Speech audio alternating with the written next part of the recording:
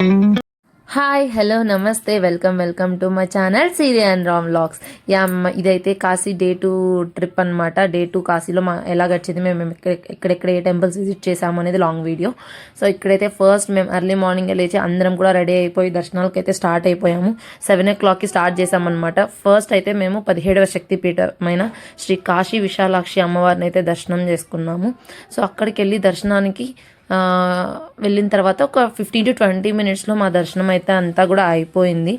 But నేనైతే video cover చేయలేకపోయాను, ఎందుకంటే మొబైల్ అయితే టెంపుల్లోకి తీసుకొని వెళ్ళొచ్చు, బట్ వీడియో తీయడానికి అవ్వదన్నమాట. చుట్టూ అక్కడ ఉన్న వాళ్ళు తీయొద్దని చెప్పారు. సో వన్స్ వాళ్ళు చెప్పిన తర్వాత మనం తీయకూడదు కదా, సో అందుకు నేనైతే వీడియో తీయలేదు. బయట కూడా నేను వీడియో కవర్ చేయలేకపోయాను, ఎందుకంటే మా బాబు కొంచెం కోఆపరేట్ చేయలేదు. సో తన్ని చూసుకుంటూ మేమందరం కూడా మర్చిపోయామన్నమాట వీడియో తీయడము.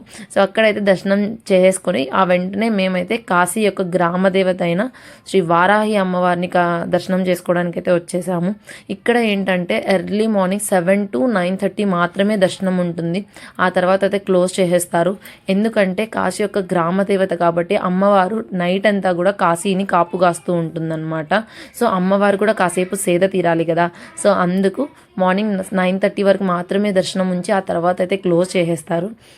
సో మేమైతే 9:30 లోపలే వెళ్ళి దర్శనం చేసేసుకున్నాము. సో మీరు కూడా ఎప్పుడైనా వచ్చినప్పుడు కంపల్సరీ ప్లాన్ చేసుకొని మరి ఫస్ట్ అయితే ఇక్కడ దర్శనం చేసుకుని ఆ తర్వాత అయినా విశాలాక్షి అమ్మవారి టెంపుల్కి వెళ్ళండి, పర్వాలేదు. అక్కడ టెంపుల్ నార్మల్ టైమింగ్స్లోనే వర్క్ అవుతుంది, బట్ ఈ టెంపుల్ మాత్రం 9:30కే క్లోజ్ చేసేస్తారు. సో ఇక్కడ మేము దర్శనం చేసుకున్న వెంటనే ఘాట్స్ చూడడానికి అయితే స్టార్ట్ అయిపోయామన్నమాట. అక్కడికి వెళ్ళాము ఒక ఘాట్ దగ్గరికి. అక్కడికి వెళ్ళిన తర్వాత చూడండి, అందరూ కూడా పిల్లలు ఫుల్ ఆకలి మీద ఉన్నారు. 10-10:30 అలా అయిపోయింది టైము.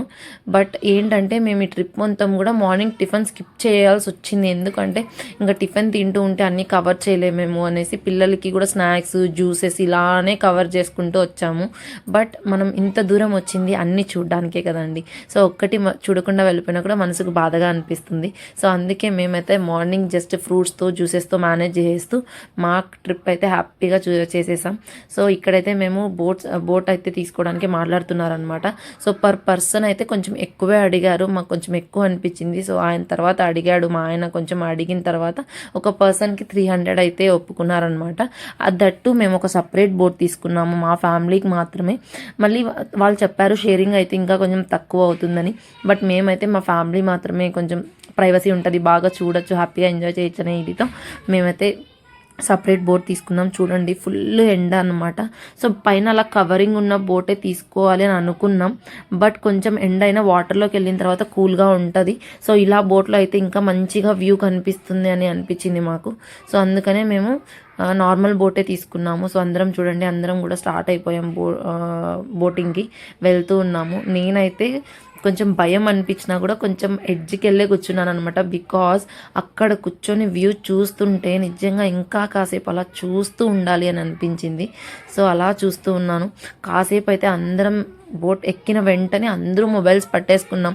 కాసేపు వీడియోస్ తీసుకుంటూ, వీడియో షూట్ చేసుకుంటూ, సెల్ఫీస్ తీసుకుంటూ, ఫొటోస్ తీసుకుంటూ అందరం కూడా అలా కాసేపు బిజీ అయిపోయామంటే మా వాళ్ళు అందరూ చూడండి, వీడియో ఆన్ చేస్తే చాలు వాళ్ళు హాయ్ హాయ్ అని చెప్పేస్తున్నారు, ఎందుకంటే వాళ్ళకి తెలుసు నేను యూట్యూబ్లో అప్లోడ్ చేస్తాను అనేసి.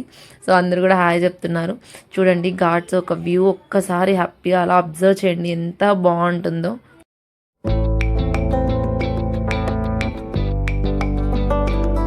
చూసారు కదా ఘాట్స్ ఒక వ్యూ ఎంత బాగుందో. సో అలాంటి వ్యూ కంపల్సరీ కాశీకి వచ్చినప్పుడు don't forget to see the ghats అనమాట. ఘాట్స్ చూడడానికి అస్సలు కూడా స్కిప్ చెయ్యకండి, బికాస్ కాశీ యొక్క అందాన్ని, కాశీ యొక్క వైభవాన్ని, వెలుగుని చూడాలంటే కంపల్సరీ ఘాట్స్ విజిట్ చేయాలి. యాక్చువల్లీ మొత్తం ఘాట్స్ మనకున్నవి కాశీలో 84 అనమాట. బట్ మేము ఇన్ఫర్మేషన్ లేకుండా వెళ్ళాము. మాకు అక్కడ ఉన్న బోట్ అతను చెప్పింది 64 ఘాట్స్ చూపిస్తాము, 1 hour టైం పడుతుంది అని చెప్పారు. సో మేము కూడా ఓన్లీ 64 ఘాట్స్ ఉన్నాయిలే అని అనుకున్నాము. బట్ మేము వన్స్ అక్కడి నుంచి వచ్చేసిన తర్వాత తెలిసింది 84 ఘాట్స్ ఉన్నాయి అనేసి. బట్ వచ్చేసిన తర్వాత ఏం చేయలేం కదా. సో మీరు వెళ్ళినప్పుడైతే కంపల్సరీ 84 ఘాట్స్ కూడా విజిట్ చేయండి, ఎందుకంటే అది మనసుకు కూడా బాధగా అనిపిస్తుంది అన్నీ చూడలేకపోయాము అని. బట్ మీరైతే డోంట్ మిస్. నేనైతే 64 ఘాట్స్ చూశాను. ఆ 64 ఘాట్స్ కూడా ఈ వీడియోలో కవర్ చేశాను అనమాట మొత్తం కూడా. బట్ ఇది షూట్ చేసినప్పుడు total 13 to 15 minutes of video అయింది మొత్తం ఘాట్స్ నేను షూట్ చేసినప్పుడు. బట్ మీకోసం మీకు మొత్తం చూపించాలి అనే ఇదితో నా వల్ల వీలైనంత వరకు వీడియోని షార్ట్ చేసి మరీ పెడుతున్నాను మీరు చూడాలి అనేసి. So don't skip the video, watch till the end. ప్రతి ఒక్క ఘాట్ 64 ఘాట్స్లో అన్ని ఘాట్స్ కూడా కవర్ చేశామన్నమాట. ఆ విజువల్స్ మీరు వెళ్ళలేకపోయినా, మీరు అక్కడికి వెళ్ళి డైరెక్ట్గా చూడలేకపోయినా, మీరు ఈ వీడియో ఎలా అయినా చూస్తారు అనే ఉద్దేశంతో టోటల్ ఘాట్స్ కూడా మేము ఆ జర్నీలో మొత్తం కూడా మా హస్బెండ్ అలా షూట్ చేస్తూనే ఉన్నారు. బికాజ్ మేము మొత్తం కూడా వీడియోలో అప్లోడ్ చేయాలి, మీతో షేర్ చేయాలి, మీరు కూడా చూడాలి అనే ఉద్దేశంతో మేము చేసాము. So don't skip the video.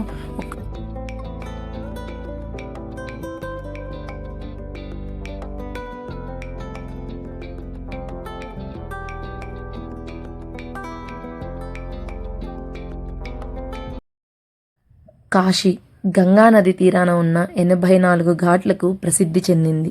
ఈ ఘాట్లు కేవలం మెట్లు వరుసలు కావు, హిందూ ధర్మానికి మరియు కాశీ సంస్కృతికి అవి జీవనాడి. మొత్తం 5 కిలోమీటర్ల విస్తీర్ణంలో ఉన్న ఈ ఘాట్లు మొత్తం మనం కాలినడకన చూడలేము, కానీ అక్కడ అవైలబిలిటీలో ఉన్న ఈ బోట్ల ద్వారా అయితే మనం ఖచ్చితంగా సందర్శించగలం. సో అదేవిధంగా మేము మొత్తం 64 ఘాట్లు ఇక్కడ సందర్శించాము. సో వాటిలో ముఖ్యమైన ఘాట్ల గురించి నేను మీతో పంచుకోబోతున్నాను. ఫస్ట్, ఇక్కడ ఘాట్ల యొక్క ప్రసిద్ధి ముఖ్యం. గంగా నదిలో స్నానం చేయడం ద్వారా సకల పాపాలు తొలగిపోయి మోక్షం లభిస్తుందని భక్తుల ప్రగాఢ నమ్మకం. ప్రతిరోజు వేలాది మంది ఇక్కడ పవిత్ర స్నానాలు ఆచరిస్తారు. ఇక్కడ పూజలు, ధ్యానం, యోగా వంటి కార్యక్రమాలతో పాటు మణికర్ణిక, హరిశ్చంద్ర ఘాట్ల వద్ద మరణించిన వారికి అంత్యక్రియలు జరుగుతాయి. కాశీలో మరణిస్తే మోక్షం లభిస్తుందనే విశ్వాసం ఉంది. ఈ ఘాట్లు నిత్యం ఆధ్యాత్మికత, సాంస్కృతిక కార్యకలాపాలతో సందడిగా ఉంటుంది. ఇక్కడ కాశీలో ఉన్న 84 ఘాట్లలో ముఖ్యమైన ఘాట్ మొదటిది దశాశ్వమేధ ఘాట్. ఇది అత్యంత ప్రముఖమైన మరియు రద్దీగా ఉండే ఘాట్. ప్రతి సాయంత్రం ఇక్కడ భవ్యం గంగా హారతి, దీపారాధన నిర్వహిస్తారు. ఇది కాశీలో తప్పక చూడవలసిన దృశ్యం. బ్రహ్మదేవుడు శివుడికి స్వాగతించడానికి ఇక్కడ 10 అశ్వమేధ యాగాలు చేశాడని చెబుతూ ఉంటారు. అదే ఇక్కడి ఘాట్ ప్రసిద్ధి. నెక్స్ట్ది మణికర్ణిక ఘాట్. కాశీలోని 2 ప్రధాన శ్మశాన ఘాట్లలో ఇది ఒకటి. ఇక్కడ దహనం చేస్తే ఆత్మకు జనన మరణ చక్రం నుండి విముక్తి, మోక్షం లభిస్తుందని హిందువులు బలంగా నమ్ముతారు. దీనిని ఒక శక్తిపీఠంగా కూడా భావిస్తారు. తరువాతది అస్సీ ఘాట్. గంగా నది, అస్సీ నది సంగమం వద్ద నగరానికి దక్షిణ దిశలో ఉంటుంది. ఇది కాస్త ప్రశాంతంగాను విశాలంగాను ఉంటుంది. ఉదయం వేళల్లో యోగా, ధ్యానం, పిండ ప్రదానాలు వంటివి ఇక్కడ ప్రసిద్ధి. తరువాతది హరిశ్చంద్ర ఘాట్. ఇది కూడా పురాతనమైన శ్మశాన ఘాట్. సత్యవాక్కును నిలబెట్టుకోవడం కోసం హరిశ్చంద్ర మహారాజు ఇక్కడ కాటి కాపరిగా పనిచేశాడని పురాణ గాథ. అందుకే దీనికి ఆ పేరు వచ్చింది. తులసి ఘాట్. నెక్స్ట్ తులసి ఘాట్. ప్రసిద్ధ కవి సంత్ తులసీదాస్ పేరు మీద ఈ ఘాట్ వచ్చింది. ఆయన ఇక్కడే నివసించి రామచరిత మానస్లో గ్రంథంలో కొంత భాగాన్ని రాశారని చెబుతూ ఉంటారు. సో అందుకే ఈ ఘాట్కు తులసి ఘాట్ అనే పేరు వచ్చింది. తర్వాత ఘాట్ మన్మందిర్ ఘాట్. ఇక్కడ జైపూర్ మహారాజు నిర్మించిన సుందరమైన భవనం మరియు ఖగోళ శాస్త్రవేత్తల కోసం నిర్మించిన జంతర్ మంతర్ ఉన్నాయి. సూర్యోదయం సమయంలో పడవలో ఈ ఘాట్ల వరుసను చూడడం కాశీలో అత్యంత మధురానుభూతిని ఇస్తుంది. ఇంకా ఘాట్స్ ఉన్నాయన్నమాట. సో అవి అన్నీ నేను చెబుతూ ఉంటే ఈ వీడియో మనకి సరిపోదు. సో నా వల్ల ఫీల్ అయినంత వరకు ఘాట్స్ గురించి నేను మీతో చెప్పగలిగాను. అండ్ నేను చూసిన 64 ఘాట్లు మీకు ఈ వీడియో ద్వారా చూపించడం అనేది నాకు చాలా ఆనందంగా ఉంది.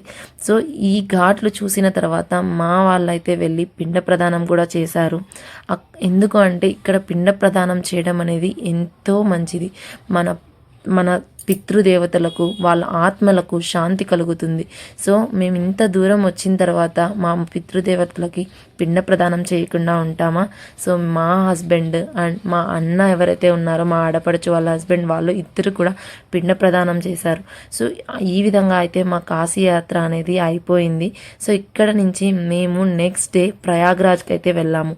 సో అక్కడ మా విశేషాలు ఏంటి, ప్రయాగ్రాజ్లో మా దర్శనాలు మొత్తం కూడా ఎలా జరిగింది అనేది మీతో కంపల్సరీ నా నెక్స్ట్ వీడియోతో షేర్ చేసుకుంటాను. సో ఇక్కడ వరకైతే నా కాశీ యాత్ర విశేషాలు మొత్తం మీతో పంచుకున్నాను. అది నాకు ఎంతో సంతోషాన్ని ఇచ్చింది. సో ఈ వీడియోస్ మీకు నచ్చినట్లయితే మన వీడియోస్ని ఖచ్చితంగా లైక్ చేయండి, మన ఛానల్ని సబ్స్క్రైబ్ చేసుకోండి, ఇంకొకరికి రీచ్ అవ్వాలి అంటే షేర్ చేయండి.